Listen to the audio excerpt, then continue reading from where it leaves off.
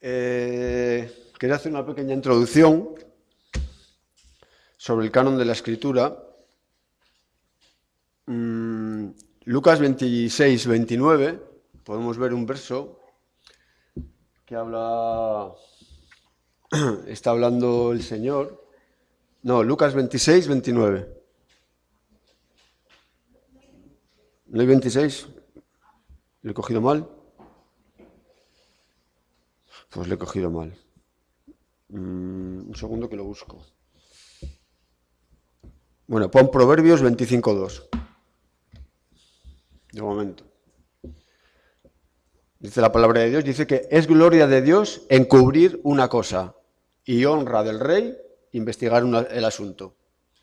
O sea, Dios, en su manera de hacer las cosas, esconde las cosas, esconde las leyes que rigen este mundo y el hombre las descubre. Eso es una ley que Dios ha puesto.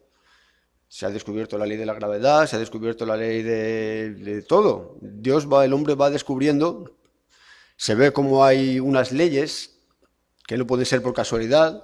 Existen las matemáticas, existe la ley de la química, de la física, la ley de la gravedad, que tienen unas constantes, que tienen unas...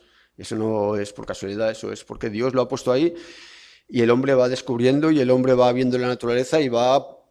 Casi todos, fijaros que casi todo lo que el hombre hace está copiado de la naturaleza.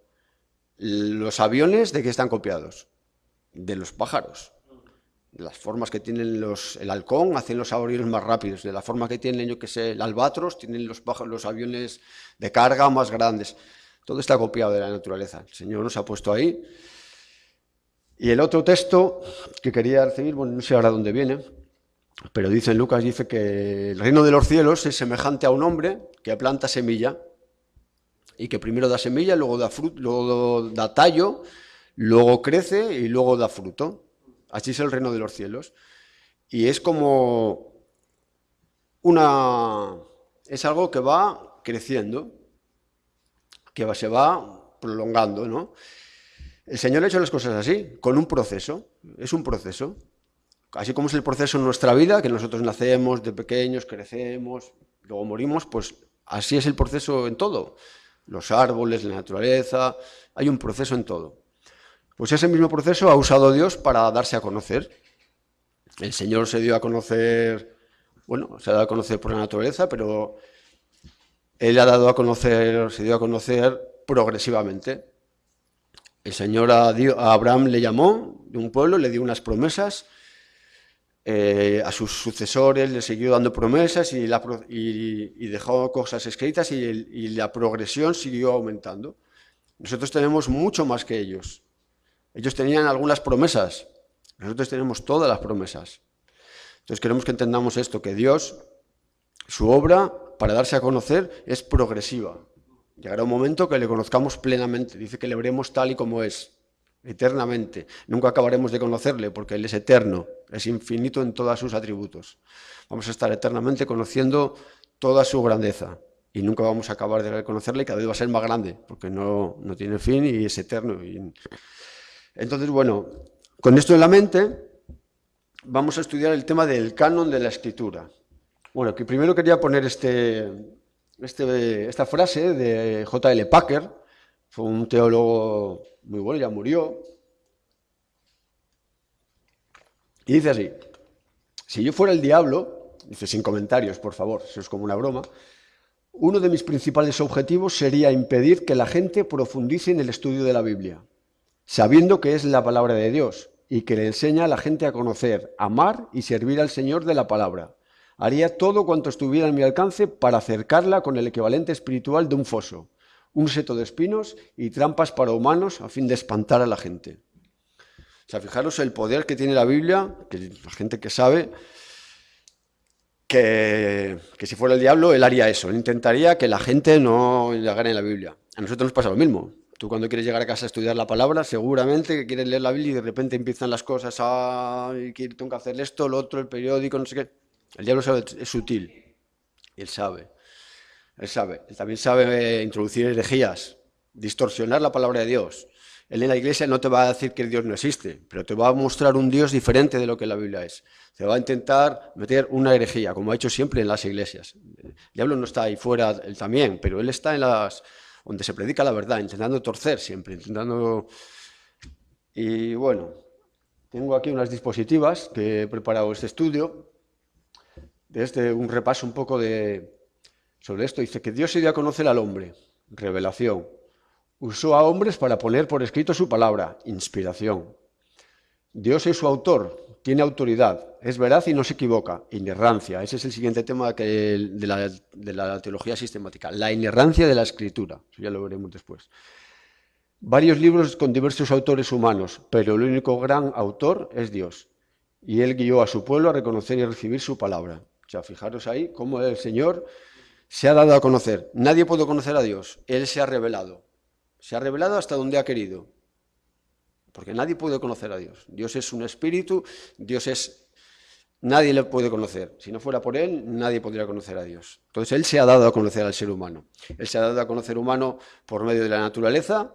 Tú puedes ver atributos de Dios, ya lo hemos hablado, puedes ver la grandeza de Dios, puedes ver el poder de Dios, puedes ver la sabiduría de Dios. Pero para conocer el amor de Dios, la misericordia de Dios, la gracia de Dios, tienes que recurrir a la palabra de Dios. Hay atributos de Dios que puedes ver en la naturaleza, que todo el mundo los puede ver. Y la gente lo niega, aunque es claramente evidente, pero luego para descubrir otros atributos de Dios hay que ir a la palabra. Entonces, bueno, eso va después. Quería hacer una pequeña introducción. Eso, luego hay una revelación, la revelación en general que hemos hablado, que es la revelación en su naturaleza, en la ley que ha escrito en nuestros corazones. Todo el mundo tiene su ley escrita en su corazón. En este mundo, si no tendríamos la ley de Dios escrita en el corazón, todos nos mataríamos unos a otros, pero tenemos una ley, que es una ley moral. Todo el mundo la tiene. Sabemos lo que está bien y lo que está mal. Sabemos que robar está mal. Los 10 mandamientos. El primero es amarás a Dios sobre todas las cosas. Todo el mundo tiene un Dios. Puede ser el Dios verdadero o puede ser otro Dios. Puede ser el dinero, puede ser los dioses de los africanos que son una estatua. Todo el mundo siempre tiene en el corazón un deseo de adorar, de buscar una adoración. Puede ser un crucifijo. Muchas veces, yo me acuerdo cuando siempre llevaba el amuleto. Ibas a la calle y por ahí y dices, bueno, vaya este amuleto por si acaso que me da suerte. Todos hacemos un Dios. Puede ser tú mismo, tu propio Dios. Puede ser tu trabajo, muchas cosas. Pero siempre buscamos adorar algo. Pero la revelación especial, hay una revelación especial que son las Escrituras. Las Escrituras están inspiradas por Dios. La palabra inspirada en el hebreo es soplada. Soplada. Dios sopló. De alguna manera, no quiere decir que soplara, sino que salió de la boca de Dios por inspiración a los que escribieron. Dios dispuso y usó las vidas de sus autores, la cosmovisión en la que vivían, el vocabulario que usaban, las experiencias de su vida y el contexto histórico en el que vivían. La Biblia está escrita por más de 40 autores diferentes, en diferentes épocas, en diferentes lugares, en diferentes países, en diferentes culturas y personas de diferentes clases sociales, desde pastores hasta reyes, hasta pescadores, hasta soldados, de todo tipo de gente. Todas sus partes son verdaderas, la palabra. Lo importante es saber estudiarla. El problema de la Biblia que tenemos hoy en día y que siempre ha habido es cómo interpretar la Biblia. Saber interpretarla. Ya hemos hablado de algunas cosas aquí. ¿Os acordáis de algunas veces que hemos hablado de interpretar el contexto, el Antiguo Testamento, cosas que están vigentes, cosas que no están vigentes? Saber interpretar la Biblia. Tú no puedes coger un texto e interpretarlo literalmente. Igual es literal, igual no. El problema es saber discernirla, saber armonizarla. Entonces, bueno, vamos a ver cómo... Porque tengo aquí un cacao de apuntes, como 5 o 6 hojas y cada una diferente. A ver. Preguntas, vamos a hablar del canon bíblico. Vale, tenemos preguntas. Si tenemos la Biblia, nos hemos preguntado muchas veces todos estos. Tú cuando hablas con alguien de la calle te va a decir, pero es que la Biblia lo escribieron los hombres, es que eso no se puede fiar. Sí, es verdad, la escribieron los hombres, hay muchas preguntas. Pero no te decimos, la Biblia la escribieron hombres inspirados por Dios. Y por su providencia, la providencia es el cuidado de Dios. Nosotros creemos que ha llegado a nosotros como es. ¿Cuáles son los libros que fueron inspirados por Dios? ¿Por qué incluimos los libros que incluimos? ¿Por qué excluimos los que quedaron fuera? ¿Y con qué autoridad se pronunció la Iglesia? Bueno, esas preguntas vamos a verlas, vamos a echar un vistacillo. Escuchar, este tema es... He dejado cosas fuera porque este tema tiene, pero muchísimas cosas que enseñar. Entonces he intentado ir a lo más importante y a ver si nos quedamos con 4 cosas, que es lo más importante, ¿vale? Vale, canon. ¿Qué es la palabra canon? La palabra canon viene de canon, en hebreo cané, y es una vara de medir. Una regla, la vara significa regla. El canon es como una regla. Viene la palabra cáñamo, que se usa para medir, como una regla. Es una vara de medir. Pero el significado en cuanto a la palabra es una medida. ¿Qué libros entran en el canon? Tienen que pasar el canon, la medida. Hay unos argumentos que vamos a usar para saber qué libros son y qué no. Vale. Libros inspirados por Dios y por lo tanto normativos para la Iglesia, los que la Iglesia recibe con su amén. Esas son las partes de los libros del canon. Lo opuesto al canon es el apócrifo. ¿Habéis escuchado un libro apócrifo? Bueno, pues dicen que de los 2000 libros que hay más o menos de todas esas épocas, solo 66 son del canon. Los demás son apócrifos. ¿Vale? Libro que se presenta como inspirado, pero no lo es. Siendo esto reconocido por el pueblo de Dios, queda fuera, libro apócrifo. Vale, seguimos. Vale, vamos a ver. Esto es importante. ¿Cuál era el canon del Antiguo Testamento? Los judíos tenían un canon, tenían un Antiguo Testamento. Quiero decir que nuestra Biblia tiene desde 2400 hasta 3400 años de antigüedad. Desde ahora hasta atrás. Tiene de 2400 hasta 3400. 2000 desde que Cristo y luego para atrás 1400 más.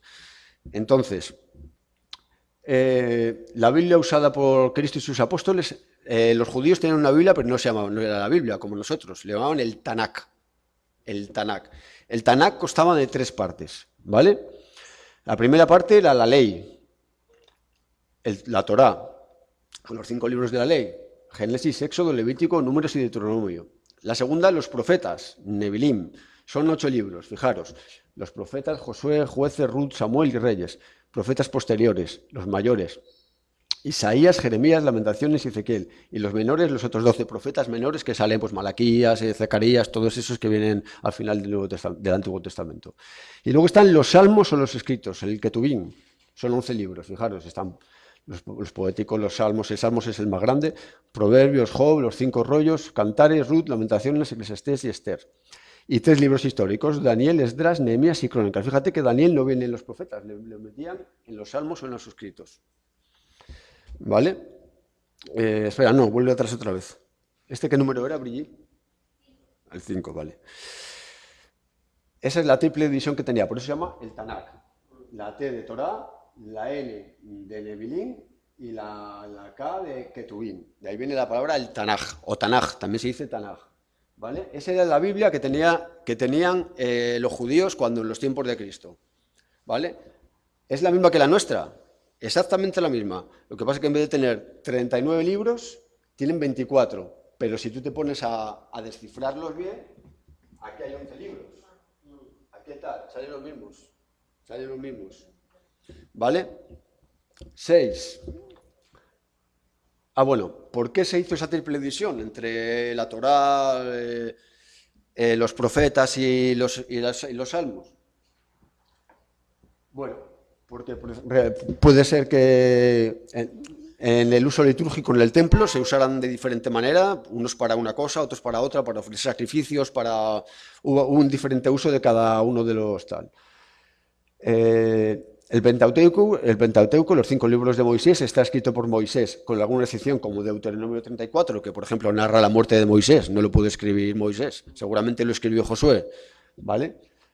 Los profetas que desempeñaban el oficio profético con el don de profecía, los salmos o escritos, siervos de Dios que tuvieron el don, pero no el oficio de profetas. A Daniel, por ejemplo, o David profetizó, hizo profecías sobre Cristo. Y profecías muy profundas, el Salmo 22, luego hizo una profecía cuando estaba muriendo sobre la venida de Cristo, pero no le consideran como el oficio de profeta. A Daniel tampoco, ¿vale? Ni a Salomón. Eso es ¿por qué fue esa división entre los tres sitios? ¿Sigue? Vale. Aquí nada, vamos a echar un vistazo los que los escribieron, ¿no? Moisés escribió el Pentateuco, Josué escribió la carta de Josué, Samuel la primera carta y segunda de Samuel. Samuel tenía una escuela de profetas que sale, ahí está, en 1 de Samuel 19:20, que escribieron el libro de Jueces, se cree.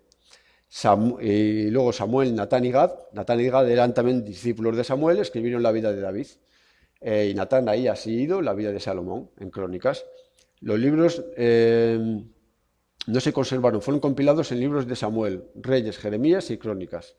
Bueno, Reyes lo escribió Jeremías y Crónicas Esdras. Esdras fue un gran escritor, escribió varios libros muy importantes. Los salmos tienen diversos autores, como David y más. Salomón escribió los proverbios, los cantares eclesiastés, y los profetas, pues sus propios libros. Mira, Esdras escribió Esdras, Nehemías y Crónicas. Fijaros, qué curioso. Seguimos. Reconocimientos, vale. Importante.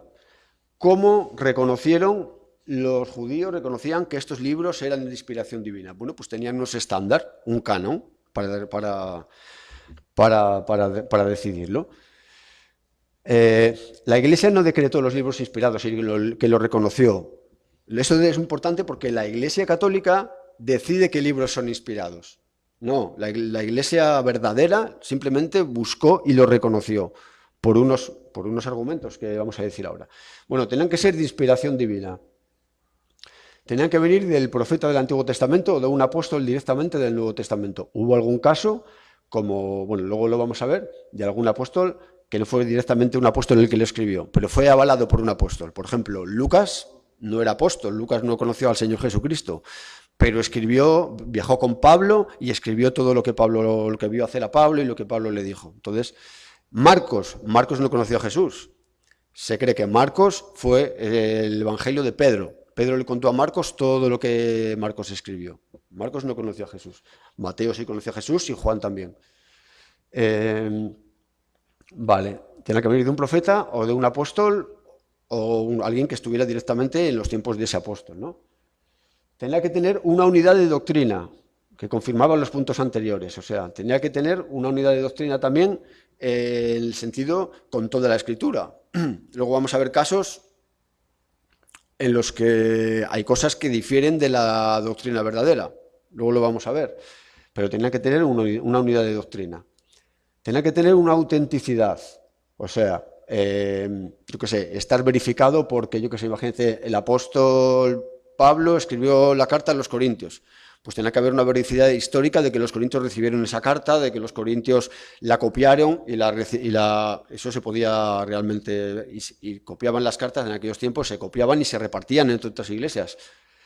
Tenía que tener un tono autorizado de autoridad, pues así dice el Señor, o el Señor dice así, un tono autorizado. Y tenían que haber sido recibidas por los destinatarios originales. Y Pablo escribía eso, lo que hemos hablado. A la carta a los Efesios, tenía que haber constancia de que los Efesios recibieron esa carta, y además Pablo muchas veces decía de que esa carta había que compartirla con las de Tesalónica y la de Tesalónica compartirla con la vuestra. Lo podéis leer, que sale así. Vale, algo muy importante, muy importante. Quizá lo más importante para dar testimonio de la veracidad del Antiguo Testamento. Jesucristo tenía que admitir esa escritura como auténtica. O los apóstoles. Hay 280 citas del Nuevo Testamento acerca del Antiguo Testamento. O sea, de los autores del Nuevo Testamento, los apóstoles y Jesucristo citaron 280 veces el Antiguo Testamento, casi todos los libros. Casi todos los libros. Fijaros un detalle. Voy a poner, por ejemplo, Lucas 11:51. Vale, Jesucristo está hablando a los judíos y les está diciendo: desde la sangre de Abel hasta la sangre de Zacarías, que pereció entre el altar y la casa de Dios, sí, os digo que le será cargada a esta generación. ¿La sangre de Abel en qué libro está? En el Génesis. ¿Y la sangre de Zacarías en qué libro está? No lo sabéis, ¿verdad? Brigitte, ponme otra vez el Tanaj, lo que sale lo del Tanaj. ¿Lo puedes poner? Lo que es el... ahí está. Este era el orden del libro del Tanaj, del Antiguo Testamento de los judíos. En Segunda de Crónicas sale el tema de Zacarías. Sale la muerte de Zacarías, hijo de Berequías, que realmente, bueno, fue adoptado por Berequías, aunque su padre no era él, pero ahí sale que murió entre el... O sea, Jesucristo está diciendo, desde la muerte de Abel hasta la muerte del último de los escritos, sois culpables. Está dando por válido todo el Antiguo Testamento, Jesucristo. Todos los libros del Antiguo Testamento que estaban en aquel tiempo, el Tanaj, que es el mismo que el nuestro. Lucas 24, 44.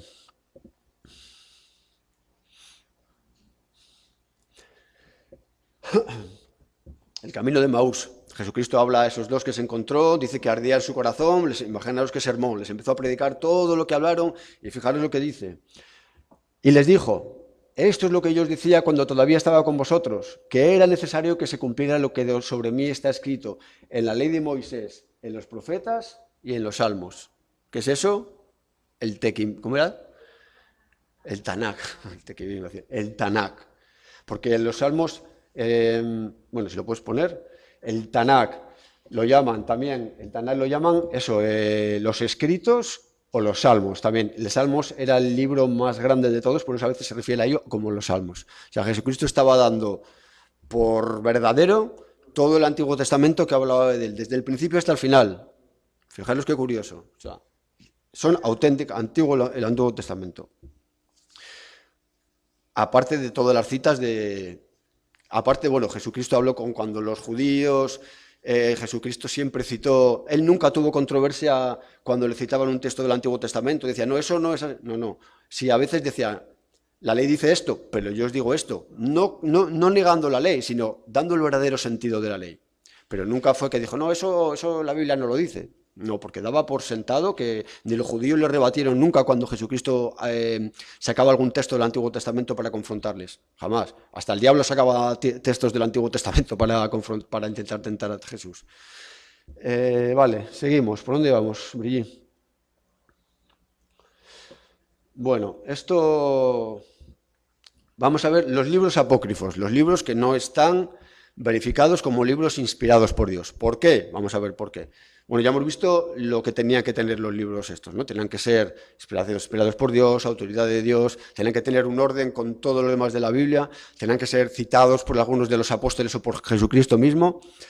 Y bueno, la Septuaginta fue un libro, fue una traducción del griego en el siglo III, en el año 300, al griego. En aquellos tiempos todavía se hablaba griego en muchas de esas regiones. Y bueno, le llamaban la Biblia de los 70. Cogieron a 70 sabios judíos, fueron de Jerusalén y aprendieron griego y la tradujeron a la Septuaginta. Bueno, entonces añadieron estos libros, Tobías, Judith, estos libros los tiene la Iglesia Católica. Tobías, Judith, Sabiduría, Eclesiástico, Baruch, Primera y Segunda Macabeos, y pasajes espurios de Esther y espurios de Daniel, quiere decir pasajes que no están realmente en nuestras Biblias, de Daniel y de Esther. Estamos en el 10, vale.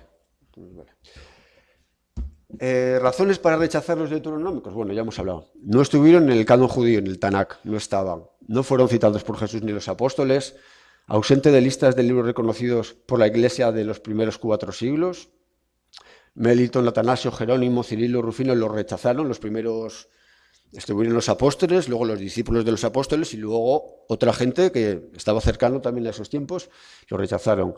Ellos mismos niegan inspiración o contienen errores doctrinales, escritos en periodo intertestamentario, después de Malaquías. Vale, pasa. Vamos a ver algunos detalles de estos libros para que veamos las herejías que tienen, que muchas de ellas, por un texto de estos, la Iglesia Católica se acoge a un texto de esos para hacer herejías terribles. Vamos a ver. Macabeos 15, 37 y 38 dice, y yo termino aquí mi narración. Si está bien escrita y ordenada, esto fue lo que me propuse. Si es mediocre y sin valor, solo eso fue lo que pude hacer. O sea, está como diciendo, ¿Tú crees que eso puede ser un texto inspirado por Dios? Si es un texto inspirado por Dios, tú no dices eso. Y así dice el Señor, y amén, dice. Vale. Fijaros esto. Tobías 6:8. Cuando una persona es atacada por un demonio o espíritu malo, si se queman delante de una persona el corazón y el hígado del pescado, cesa el ataque y no se repite jamás. ¿Eso a quién suena? A los cubanos. ¿Qué te suena eso? A brujería. Eso es una brujería, fijaros, ¿eh? Eso no concuerda con la palabra del Señor. Está claro. Eclesiástico. Si tuviese que comer más de la cuenta, levántate y vomita y sentirás alivio. O sea, eso es como la gula. Come, sí, o gula. Come, los romanos hacían mucho eso. Hacían comidas, comían, vomitaban y seguían comiendo, simplemente por comer. Fijaros que totalmente apartado de lo que la palabra enseña. Tu mano omnipotente, que de la materia sin forma, creó el mundo. O sea, que Dios había una materia y con eso hizo el mundo. ¿Qué nos dice la Biblia? Que de la nada Dios habló y creó todo lo que está. Él no necesita materia para crear nada. Para que veas. Judith, errores históricos, además dice, Señor del cielo y de la tierra, creador de los mares, rey de todo lo que has creado, escucha mi oración. Dame palabras para poder engañarlos y causarles el desastre y la muerte. Fíjate lo que dice. Se contradice. Baruch contradice Jeremías y Esdras y además dice Dios de Israel. Escucha ahora la oración de los muertos de Israel. O sea, que Dios escucha la oración de los muertos. Esa es otra. Hay más. Hay textos también que hablan de eso, del purgatorio, de cosas que ellos se han agarrado ahí para hacer su teoría, su doctrina. ¿Por qué? Porque no tienen como la palabra la autoridad suprema. La Iglesia Católica tiene la palabra, pero luego está lo que dice el Papa, a la misma autoridad, lo que dice el Papa, los santos, la Virgen María y tal, y las obras, tienes que hacer tus obras, etcétera, etcétera. Bueno, herejías fuertes. Seguimos. Bueno, vamos a dar un punto así, pum, de una vista de pájaro del Nuevo Testamento. ¿Qué número es este, Brilli? El 12. Debe venir apóstol. El 12. Vale, el Nuevo Testamento. El Nuevo Testamento se formó en un periodo mucho más corto que el Antiguo Testamento. Está compuesto en la segunda mitad del siglo I, entre el año 45 y 96. Tengamos en cuenta que Jesucristo murió en el año 33, 34. Bueno, hay unas diferencias a veces, dicen que 34, 37, como tal, pero bueno, en esa época, ¿no? O sea, un periodo realmente corto en los que hay aquí, por ejemplo, yo tenía una cita, a ver si puedo abrir esto. Yo tenía una cita aquí de... en el año 115, 20 años antes de que Marción, ya hablaremos de quién es Marción, fijaros, de que Marción se presentara en Roma, Ignacio, obispo de Antioquía, ya se había referido al Evangelio como un documento aprobado. Los textos del Evangelio circulaban entre las comunidades como un solo códice, encuadernado al estilo de nuestros libros, en lugar de rollos separados. Se titulaba El Evangelio y cada sección tenía un subtítulo diferente, Mateo, Marcos y así hasta los 4. También las cartas de Pablo fueron compiladas en un solo códice a mediados del siglo II. O sea, en el año 115 es muy cerca de cuando Cristo murió en el 33, los discípulos y luego empezaron a escribir, es cerca. Mucha gente dice, no, porque el Nuevo Testamento se escribió en el año 200. No. Y tenemos, bueno, vamos a ir, luego vamos a dar un punto sobre eso. Compuesto en la segunda mitad del siglo. Pasa, Bri. Vale. ¿Qué puntos tenemos que conseguir como válidos para aceptar también los del Nuevo Testamento? Bueno, para aceptar que un libro debía existir constancia histórica de que venía de un apóstol. Está claro. No significa que siempre el autor haya sido un apóstol, como hemos hablado antes. Lucas no era apóstol, pero escribió guiado por Pablo y viajando con Pablo. Escribió Lucas y escribió Hechos de los Apóstoles. Eso, debía tener cercanía con los apóstoles y reflejar su enseñanza autorizada. Justino Mártir, en el siglo I o II, dijo que los evangelios fueron escritos por los apóstoles y sus compañeros. La autoridad de los apóstoles en los libros que entregaron a la Iglesia como regla, no solo en los que ellos mismos escribieron. y las comunidades primitivas recibieron en su Nuevo Testamento todos los libros que llevaban evidencias de haber sido dados por los apóstoles a la Iglesia como código de ley. ¿Vale? Bueno, Tertuliano. Tertuliano dijo: establecemos ante todo que el libro de los Evangelios tiene por autores a los apóstoles, a quienes impuso el Señor mismo el encargo de predicar las buenas nuevas. Si tenemos también por autores a los discípulos de los apóstoles, apostólicos Marcos y Lucas, estos últimos no han escrito solos, sino con los apóstoles y según los apóstoles. Recordaros que Jesucristo dice: el que vosotros oye, a mí me oye. Les dio la autoridad total de predicar el Evangelio y de hablar de parte de él. La autoridad total. Vale, vamos a hablar un poco de... Fijaros cómo en la Iglesia siempre cuando hay problemas es cuando la Iglesia reacciona. Siempre ha pasado en la historia, fijaros. Y hubo un hombre llamado Marción, bueno, era hijo de un escritor y teólogo griego, este fue un hereje, era un hijo de un constructor de barcos y tenía muchísimo dinero y llegó a Jerusalén o por ahí, no sé si fuera... Y ofreció un montón de dinero a los que mandaban en la iglesia y le dieron un alto cargo. Entonces, este hombre lo que hizo fue, cogió la Biblia y dijo: a ver, esto del Antiguo Testamento, Dios destruyendo una ciudad, no me gusta, fuera. Esto, nada, Dios está enfadado, no me gusta. Quitó un montón de partes de la palabra y se quedó solo con el Nuevo Testamento y lo que le gustaba. Entonces, ¿qué hizo la Iglesia? Y es cuando la Iglesia dijo: ¿cómo que dices? No, mira, combatido por grandes líderes cristianos como Ireneo y Tertuliano, expusieron los libros ya reconocidos como escritura. Marción movió a la Iglesia cristiana a declarar los libros que ya eran su autoridad desde antes de la herejía marcionita.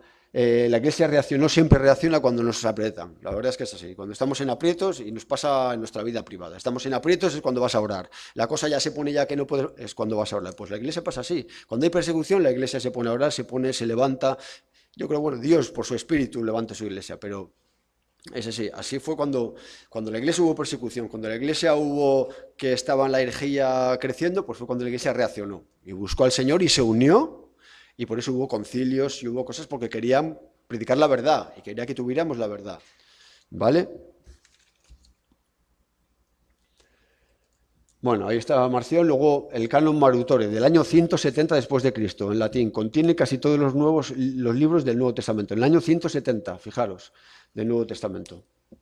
¿Pasa? Bueno, antes de esto quiero hacer un pequeño énfasis sobre el Nuevo Testamento, porque mucha gente dice que el Nuevo Testamento se escribió sobre el siglo II, en el año 200, en el año tal. Pero fijaros, hay algunos detalles que te hacen pensar que son muchísimo antes. Por ejemplo, el Evangelio de Juan. El Evangelio de Juan. Juan sabemos que murió en el año 95, una cosa así, en la isla de Patmos. O sea, allí escribió Apocalipsis. Pero si el Evangelio de Juan se hubiera escrito, se cree que se escribió en el año antes del año 70.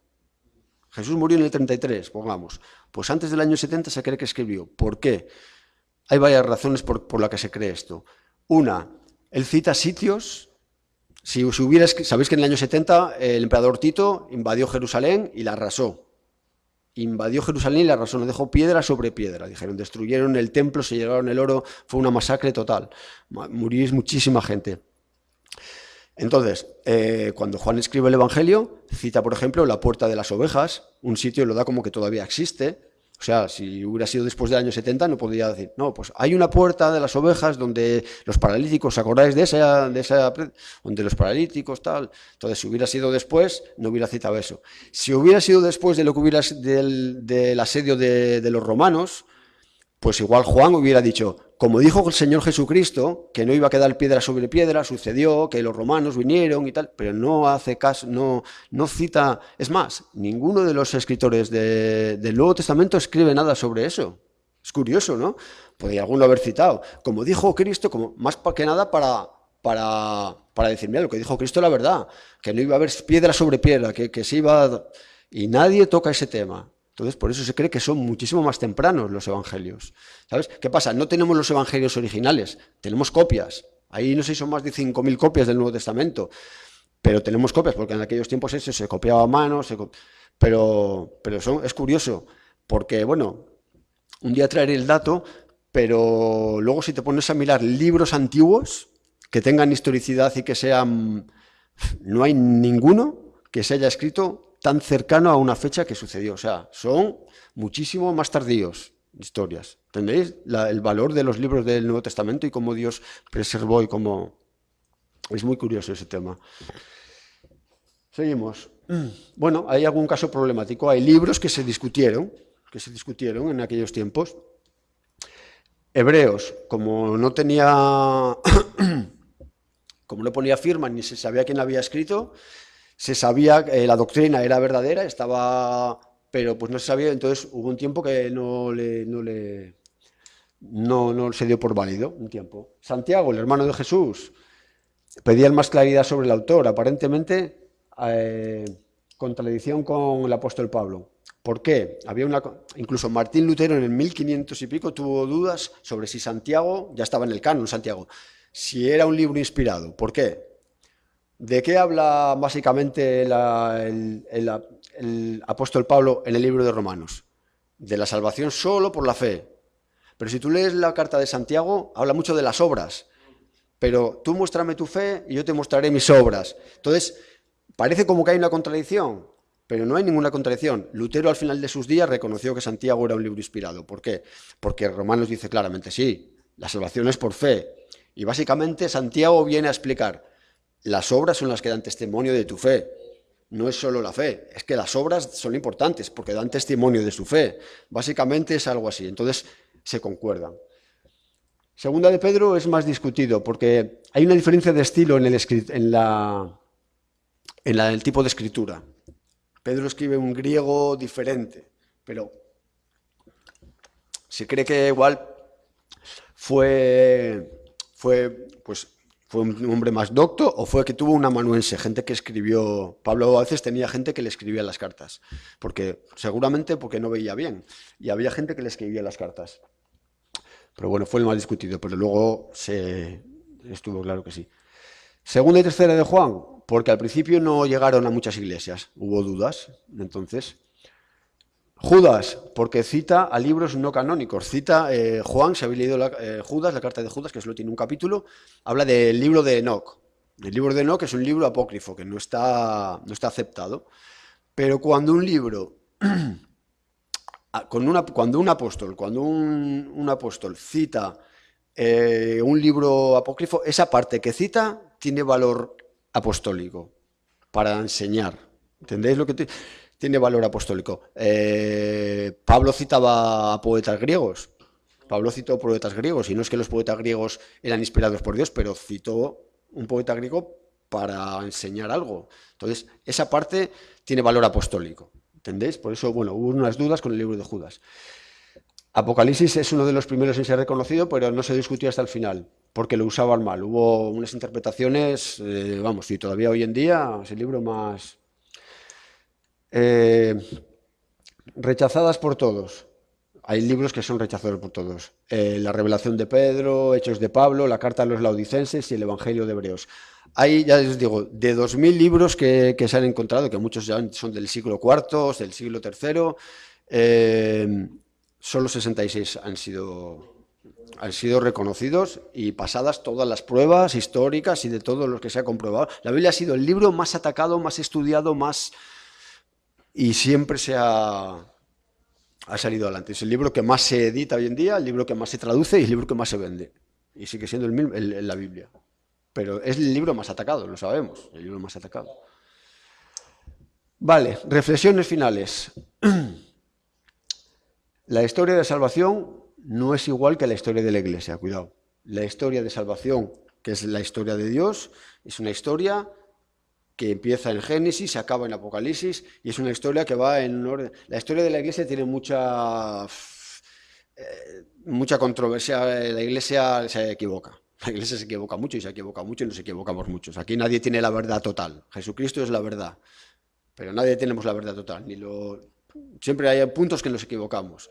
Solo Él es la verdad. Uno es el fundamento y otro es el edificio. Jesucristo es el fundamento y la Iglesia es el edificio que se va construyendo sobre el fundamento. ¿Vale? El fundamento no puede estar errado, el fundamento es totalmente perfecto, la Iglesia falla. los evangelios y los libros inspirados crearon la Iglesia católica no, nosotros somos los que hemos decidido cuáles son los libros inspirados y cuáles no. No, los libros inspirados son los que dan la forma a cómo tiene que ser la Iglesia. ¿Vale? La autoridad apostólica ejercida personalmente en el siglo I, testimonio se convirtió en palabra escrita. Bueno, sí, que todo lo que la autoridad apostólica dijo se escribió, ya está. El apostolado es un ministerio único e irrepetible. Otra cosa muy importante, los apóstoles ya hoy no hay, porque el fundamento solo se pone una vez. Cuando tú vas a construir una casa, el fundamento lo pones una vez, no lo pones en el suelo y lo pones en el techo. Pones el hormigón y luego pones el pilar principal y empiezas a construir. Es el fundamento, dice la Biblia, que está entre Jesucristo, los apóstoles y profetas y luego hacia arriba. Ese es el fundamento y ese está puesto desde el principio. Jesucristo y los 12, y luego Pablo. Limitado a llamados por Dios e investidos de autoridad ejercida con la ayuda del Espíritu Santo. Los escritos son inspirados e infalibles. ¿Pasa? ¿Ya se acabó? Vale. Bueno, tampoco ha sido... Bien, está bien, cortito y bueno, escuchar este tema es inmenso. Es que he cogido lo más importante, pero podíamos estar estudiando, es súper interesante, cómo los antiguos, los judíos escribían, hacían las copias. Por eso, ¿sabéis lo que hacían los judíos? Copiaban una copia y se deshacían de la más antigua y se quedaban con la nueva. Por eso no tenemos cosas tan antiguas, porque ellos copiaban y se quedaban con la nueva. Y la antigua la tiraban o igual la dejaban en las clases para enseñar a los judíos o lo que sea. Pero si veis, un día lo vamos a ver si lo puedo enseñar, cómo copiaban en los textos, o sea, no os lo vais a creer. No os lo vais a creer. Tenían que llevar una ropa especial. Tenían que escribir, mojar de una manera especial el tal.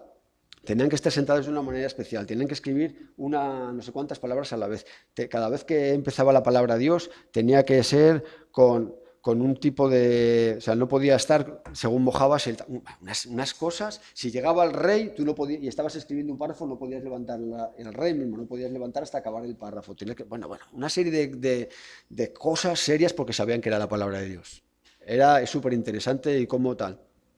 Luego está la tradición oral, podemos hablar del Talmud, que es otra cosa aparte, que no tiene que ver, o sea, no tiene valor de inspiración ni nada, que es contra lo que Jesús les daba caña a los fariseos, porque era la tradición oral. El Talmud es tradición oral y las enseñanzas de los rabinos.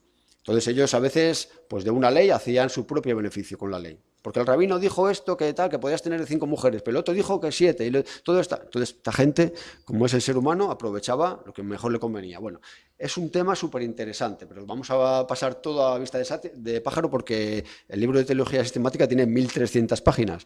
Entonces, bueno, vamos a dejarlo aquí. La semana que viene toca la inerrancia bíblica. O sea, que la Biblia no contiene errores. Y eso lo vamos a estudiar y os va a sorprender, porque muchas veces me dicen, pero si aquí se contradice con esto, pero si aquí dice una cosa y aquí dice otra. Hay que saber armonizarla, pero no contiene errores, porque es la palabra de Dios. ¿Entendéis? Vale, pues nada. Vamos a dar gracias a Dios y nos vamos. Señor, pues nada, muchas gracias por darnos otra vez conocimiento de ti, Señor. Estamos muy agradecidos, salimos gozosos, salimos por haber aprendido más, Señor, de verdad. Sabemos que no tiene fin tu conocimiento, Señor, pero queremos seguir conociéndonos. Ayúdanos a meditar en esas cosas, a seguir adelante, a no rendirnos, Señor, a dejar nuestro pecado atrás y a confiar en tu gracia y en tu amor, Señor. Gracias por tu fidelidad al mantener tu palabra y al cuidarnos hasta aquí, Señor, porque tu amor y tu obra es progresiva, Señor. Ayúdanos a seguir creciendo. En el nombre de Jesús. Amén.